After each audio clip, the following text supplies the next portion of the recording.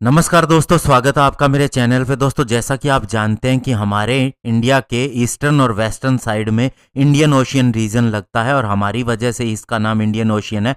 और ये कितना इम्पोर्टेंट है कि इसके पीछे पूरी दुनिया लगी हुई है, स्पेशली चाइना के खतरे को देखते हुए। और ये अमेरिका के लिए भी उतना ही इम्पोर्टेंट है जितना चाइना के लिए। तो ऐसे में दोस्तों, इसकी सुरक्षा की सबसे पहली जिम्मेवारी इंडियन नेवी के ऊपर आती है और इसीलिए इंडियन नेवी अब अपनी पावर बढ़ाती जा रही है, स्पेशली सबमरीन्स को लेके। आज इसी के ऊपर बात करेंगे। चलिए दोस्तों, शुरू करते हैं। दोस्तों, मार्च 2021 के अंदर यानी कि पिछले महीने ही ये रिपोर्ट आई थी कि इंडियन नेवी अब 6 अटैक सबमरीन चाहती है, स्पेशली एसएसएन क्लास की, यानी कि जो न्यूक्लियर पावर्ड होंगी और अटैक सबमरीन होंगी।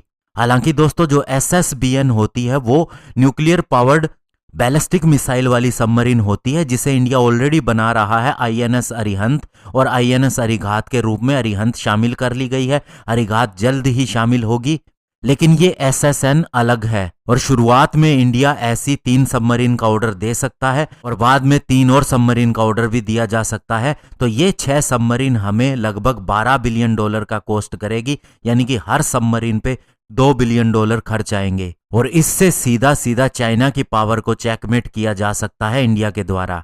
अब दोस्तों, इंडिया की स्ट्रेटेजी क्या है? तो सबसे पहले आपको बता दें कि चाइना ने इंडिया के ईस्टर्न साइड में और वेस्टर्न साइड दोनों तरफ अपने बेसिस बना रखे हैं और वहां पर अपने वारशिप और सबमरीन को भी भेजा है, जिससे वे रेगुलर पेट्रोल भी करते रहते हैं। और साथ ही जो हमारा लंबा स्टैंड ऑफ चला है, तो उसके बाद में हमारी सुरक्षा की जिम्मेवारी और भी ज़्यादा बढ़ गई है। और दोस्तों, ये सबमरीन के प्लान के पीछे भी हमारी कम से कम 1 साल तक लंबी डिबेट चली है, हमारे सीनियर लीडर्स और इंडियन नेवी के ऑफिशियल और साथ ही हमारे chief of defence staff general Bipin Rawat के बीच में भी। जनरल बिपिन रावत चाहते थे कि सबमरीन को पहले इंडक्ट किया जाए एयरक्राफ्ट कैरियर की तुलना में। और इसके पीछे उनका कारण ये भी था कि चाइना ने कई लॉन्ग रेंज की एयर, सी और लैंड बेसिस मिसाइल बना रखी हैं जो एयरक्राफ्ट कैरियर को इजीली अटैक कर सकती हैं।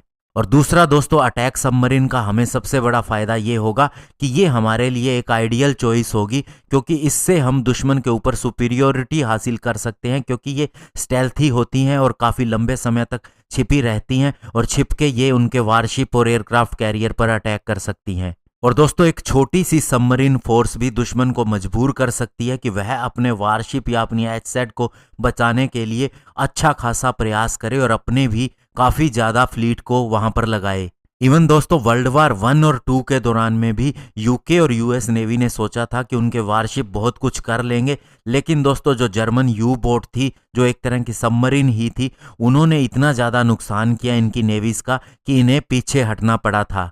और इसके अलावा दोस्तों, अगर हम बात करें इंडिया की न्यूक्लियर पावर्ड सबमरीन की, तो इंडिया के पास रशिया से लीज पर ली गई सबमरीन है और अभी उसने एक दूसरी सबमरीन भी लीज पे लेने के लिए रशिया के साथ में डील की थी, जो कि अकुला क्लास की अटैक सबमरीन होगी।